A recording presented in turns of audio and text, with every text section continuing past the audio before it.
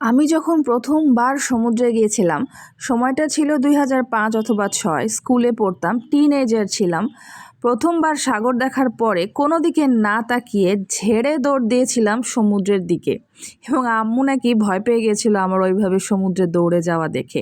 সেই গল্প আম্মু এখনও করে, আর এখনও আমি সমুদ্র দেখলে এইভাবেই দৌড় দেই পানির দিকে।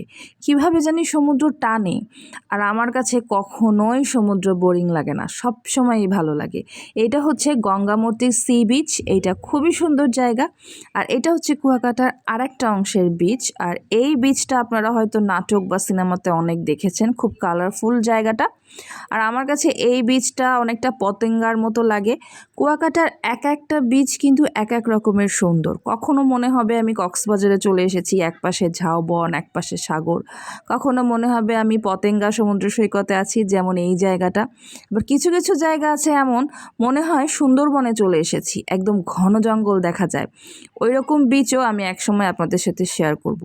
আর এই দিনকার জোয়ারের সময় আমি বিচে গেছিলাম, আর জোয়ারের সময় এরকমের বড় বড় ঢেউ যখন ওঠে তখন দেখতে খুবই ভালো লাগে। সারা দিনের সমস্ত ক্লান্তি দূর হয়ে যায় সমুদ্রের এই ঢেউ দেখলে। আপনাদের কেমন লাগলো জানাতে ভুলবেন না।